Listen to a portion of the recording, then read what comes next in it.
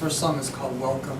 I like singing it from people because I think it's really nice to be able to welcome anybody, you know, make people feel welcome.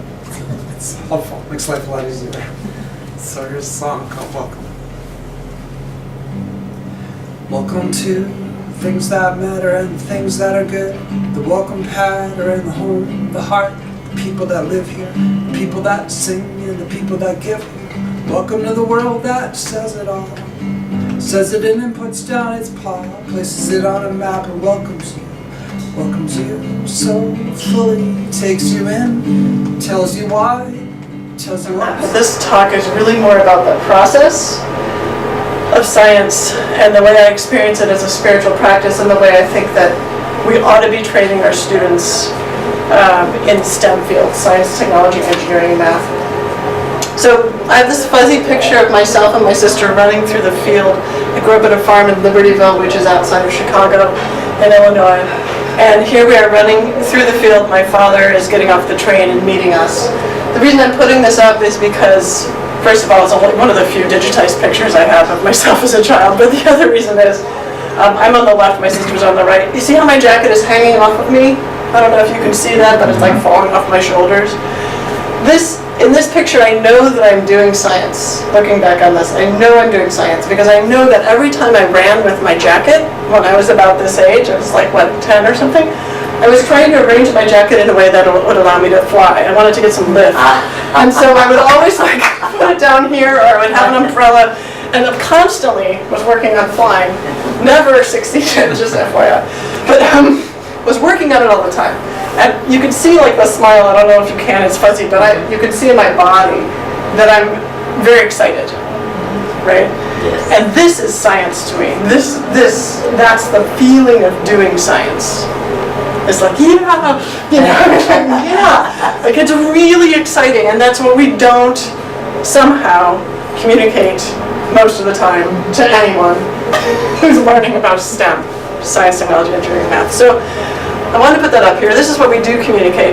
This is a Google Images search for the word science. So you can look up any image related to any word, and so I just put the word science into Google Images. And on this is just a screenshot of the first, whatever, 24, however many images that showed up. And the only place where human beings appear is here's a person's hand, and there's two images of a cartoon people. One of them's holding test tubes, the other one's holding a calculator. So in all these images, if you were from another planet and you wanted to know what science was, you would say it's colorful, right? There's a lot of there's a lot of containers, a lot of swishy things, but it doesn't have much to do with people, right? I mean, the people are arbitrarily there. Like those people who are standing with those objects up there, they look like they're in a money machine, and there's like the other science things, and then there's them, but there's no relationship between the people and the science like paraphernalia. This is really fascinating because one of the few things that humans do that's of such great persistent value is science. It's very human, right? So interesting that humans are represented. So this is I think part of the problem. So now I'm going to go from this idea, where are the humans, to maybe this is why I think the humans are missing. This is why I think humans aren't in here. So I'm going to start talking about this model of consciousness that Olivier Brabant just published in the journal Explore. And I asked him if I could use this because I'm going to use it a lot in this talk. And so I don't want you to think it's my model. It's his model, Olivier Brabant. And but he also, when he wrote his paper about this, pointed out that this is the model, basically, this is like the perennial philosophy. This model has been passed down through thousands of years, so it's not even his model. But here it is. I'm going to introduce it in this way. At this level, imagine you have two icebergs, or two mountains, and you've got this sea, which is marked by the top of the black line there, okay? And above that sea, we have, let's imagine, those are objects, like a ball and another ball. Like if you're doing physics, that's two balls. And they can have a relationship, that's the arrow. The objects can have a relationship. And understand, and there's nothing going on down here, where the black is, and understanding the relationship between those objects. One could be a force, one could be a field, one could be another object, one could be an idea or a number, x and y, or sine of x and 3 squared, or whatever it is. Understanding the relationship between those objects is essentially mathematics, physics, chemistry, engineering, and technology.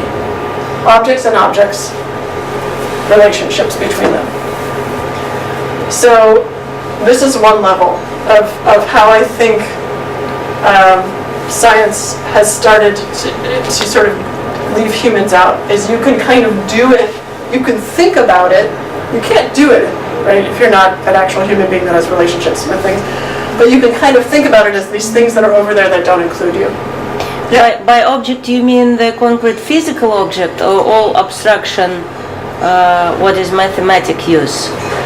Yeah, so right, in mathematics, they could be abstractions that are sort of, we sort of develop from physical objects, examples of physical objects, and then they're abstractions, right? So you mean the object, this also too will be object? Yes, and a mathematical object is like an object that exists but in your mind. Right, okay. But we think about it as something that's out there. I mean, that's the problem. Like, if we remember that it's actually in our imagination, yeah, okay. So then let's make each of these objects, now we're going to change them into people. So there's person A and person B. Looking at the interactions between these two people, and also what's going on inside the people, we have biology, sociology, anthropology, economics, political science. Okay, so we have another layer.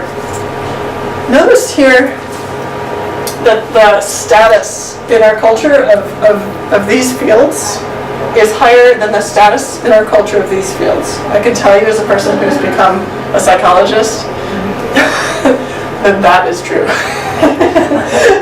So if you're in a room with a physicist or a mathematician, and you're a psychologist or anthropologist, we all know who has the higher status. Okay, as soon as you put people in there, it's dangerous. Yeah, yes.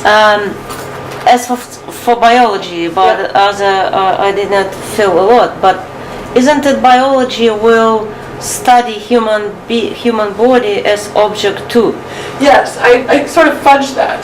Not only is it the relationship between them, but it's what's going on inside of them, the relationship between the cells and the organs, etc.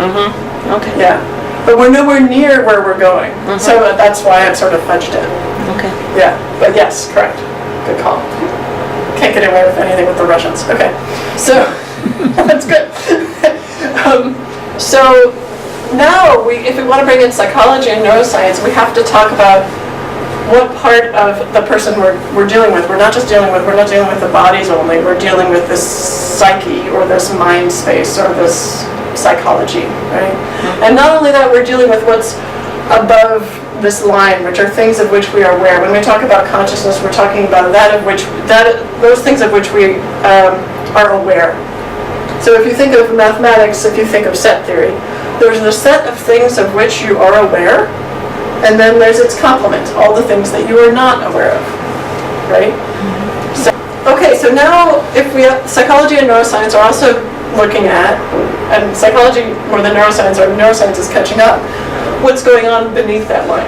So sort of the subliminal self, right? These are our disciplines where we can actually ask questions about the subliminal self. What goes on in the brain that's correlated with non-conscious events. Right? We can ask those questions, yeah. We don't know what's liminal. What's that mean? Liminal means line. Okay. Supraliminal above the line. Subliminal liminal below the line. So below the line of consciousness, above the line of consciousness. And as you pointed out, the line itself is part of consciousness. And where is self? Good question. And the line itself. Okay, I understand. I want to make sure you didn't think I said the line of self. Let's go. Okay. Okay. So when you start going underneath the subliminal self, you start to see, and I've made a psychology, physics, just because we need a new kind of psychology and a new kind of physics to deal with this. But you start to see that there's this common ground, and that's, I think, what you're talking about. Maybe. Yeah. Where what is causing, what is sort of the actor for both subliminal self and eventually bubbling up to the supraliminal or to conscious. Bye. Take care. Is from this common ground. And I'm going to go out on a limb just because of my experiments with time and say that in this common ground is a domain of nonlinear time. So past, present, and future don't mean the same thing that they do up here. And I could give another talk on that. But anyway, having said that that's my belief, feel free to counter it. It's totally, it's a flimsy belief, but it is based on data. Is this like Jung's collective unconscious? Yeah, so it's our collective conscious, unconscious, depending on how you think of that. William James called it, he said, there's a cosmic consciousness where the trees go underground and the roots commingle, and it's a mother sea or a reservoir, he said. Yeah. That kind of feeling, like, sure, we have our individual, trees, but underneath. It's the mushrooms that communicate. Say. It's the mushrooms that connect them. Yeah, it's like the underground mushroom thing. But in a way, and Freud, when Freud was talking about how you connect with a patient, he would imagine this U shape, like you go deep down into the unconscious and you meet them there and you get information and you pull it up. So it's all kind of the same idea. That you have this common ground, and it's not, this kind of separation that we have in space here does not exist down there. The kind of separation we have in time here does not exist down there. Okay. So what I want to show here is that when you're just thinking at the level of sort of someone who doesn't really get that there's non-conscious or unconscious things going on or subliminal things going on, if you're just thinking at this level, you have an experience of control because you think there's nothing underneath and there's nothing that can be controlling you, so you're in control, but you also don't have any insight or intuition because you're cut off from that arrow that goes up. So people who want to be creative, which is essentially the same thing as being intuitive, as far as I can tell when you look at the literature, people who study intuition or insight and study creativity, they basically follow all the same rules. So like you need positivity, you need to not be under duress, you need to let your mind wander. All these things, you need to be relatively relaxed. All these things that support intuition also support creativity. So I think they're essentially the same thing, or similar processes, demand that you let go of this control so that you can have access. So when you have no control, when you don't have an experience of control, when you start to acknowledge that there's this information bubbling up that's essentially controlling who you are, you then do have intuition and insight and creativity. So it's a trade-off. This is an important point. Questions? Disagreements? Yeah? How to have no control? It's easy! That's the easiest thing. The question is, how do you pretend you have control?